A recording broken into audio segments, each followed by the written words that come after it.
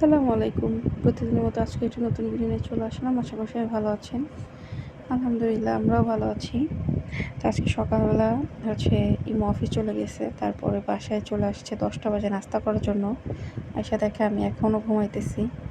পরে আমার ডেকে তুলছে। তোলার পরে আমি যে রুটি-মুটি সব বানাই দিতেছি। আর বাসায় কিছু ভাত ছিল সেগুলো তারে দিয়ে দিছি। তো এখানে রুটিগুলো আমি ডিমটা ভেজে দিব আগে। তাকে এটা লাঞ্চের জন্য দিয়ে দিব। যেহেতু সে অল্প কয়েকটা ভাত খেয়ে গেছে, তো দুপুর 1টা বাজে সেই রুটিগুলো খেয়ে নেবে। আর এখানে 2টা রুটি আমি এখন সকাল নাস্তা হিসেবে খাবো। তো যেহেতু ইমু বাসায় আসতে দেরি হবে, লাঞ্চের প্যারা নাই, তো আমি আসতে দেরি ঘরের কাজগুলো সব শেষ করব। তো এই যে থালা বাসনগুলো এখন পরিষ্কার করে নিব। তারপরে আমি এখানে মানে তেলাপিয়া মাছ ছিল সেটা ভাজি করে নিব। আর পুঁই শাক রান্না করব। পুঁই শাক দিয়ে মাছের মাথা দিয়ে চচ্চড়ি করব। চচ্চড়ি মানে একটু ঝোলের মতোই রাখবো, পরে রাতে তো একটু গরম দিতে হয়, তখন ঝোলটা শুকায় যায়। তো এখানে আমি পেঁয়াজটা বেশি করে দিচ্ছি। আসলে যে দাম এটাই আমার কাছে অনেক বেশি। তো তারপর জিরা বাটা দিয়ে তারপরে এই যে ডাঁটাগুলো একটু কষাই নেব। ডাঁটাগুলো একটু কষানো হলে আমি মাছের মাথাগুলোও দিয়ে দিব, যেন মাছের মাথাগুলোর মতো মশলা যায়। এভাবে মাছটা রান্না করলে মানে পুঁই শাকটা রান্না করলে ইমু খেতে খুব পছন্দ করে। আসলে আমি ওর পছন্দ মতোই রান্না করার চেষ্টা করি। তো ওরটা আর আমারটা দুজনেরটা মিক্স করে রান্না করি সব সময়, যেন ওরও কোনো অসুবিধা না হয়, আমারও কোনো অসুবিধা না হয়। তো এখানে জিরা ব্লেন্ড করছিলাম, তো সেই পানিটুকু ফ্রিজে রেখে দিছিলাম আমি। তো একটু বরফ হয়ে গেছে, এটা আমি তরকারিতে দিয়ে দিলাম। তো জিরার ধোয়া পানি আসলে এটা আর ফালাই নাই, মানে টাকার জিরা কেন পানিতে ফালাই দেবে এরকম লাগতেছিল জিনিসটা। যাই হোক, দুষ্টামি করলাম।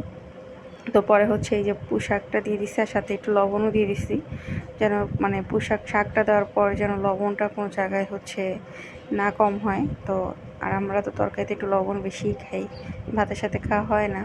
তো এখানে আমি পুঁই শাকটা ভালো করে নাড়াচাড়া দিয়ে রেখে যাব। পরে আনাজকে গোসল করাইতে যাব, এর মধ্যে তরকারিটা হয়ে যাবে। আর আমি এমনি ঘর পরিষ্কার করে নিব। তো এসে দেখি তরকারিটা প্রায় হয়ে গেছে, আর একটু জল শুকাক, তো আমি হাতের কাজটা একটু শেষ করি। তারপরে আমি তরকারিটা নামায় ফেলবো। তো যেরকম চাইছিলাম আসলে ওরকমই হয়েছে, কিন্তু আর একটু ঝোল শুকালে ভালো লাগতো। তো এখানে আমি পটল ভাজি করব। তো পটলগুলো আমি ভালো করে কেটে চুলায় দিয়ে দিছি কিছুটা, আর কিছুটা রাখছি।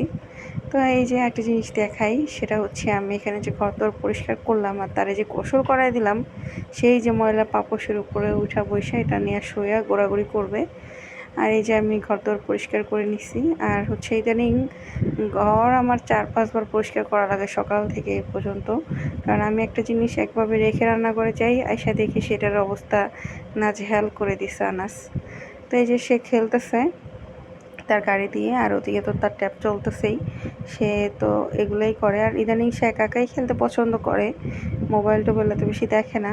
তো এই যে এই আনাসের সাথে একটু খেলতে খেলতে আমার পটলগুলো বেশি ভাজা হয়ে গেছে।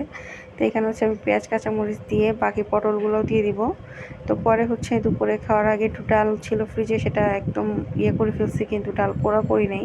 আর পেঁয়াজ কাঁচামরিচ কেটে ডাল পোড়া করতে ভালো লাগতেছিল না, আলসামি লাগতেছিল একটু। আসলে একা একা খাবো তো তাই। তো পরে ইমু আসার পরে করে নেব, সমস্যা নেই। তো এখানে বিকালবেলা চা খাই নিছি, আর খাইতে খাইতে আমার 4টা বেজে যায়। তারপর আর কি ঘুমাবো, আর কী করবো। তো তারপর চা খাই নিলাম। আর এখানে একটু নুডলস সিদ্ধ করে নিতেছি। আমি এখানে আমার মতো করে একটু স্যুপ নুডলস খাবো। তো এখানে আমি কি কি দিছি বলি। টমেটো সস, সয়া সস, আর নুডলসের মশলা, সাথে লেবু, চিনি, লবণ, আর একটু রসুন কুচি করে দিচ্ছি। এটা এখন আমি বেশি ভালো করে মিক্স করে নিব। আর একটু মরিচের গুঁড়োও দিচ্ছি। এটা আমি এখন ভালো করে মিক্স করে তারপর নুডলসের সাথে দিয়ে নিব। তো আজকের মতো ভিডিওটা এ পর্যন্তই। সবাই ভালো থাকবেন। আল্লাহ হাফেজ।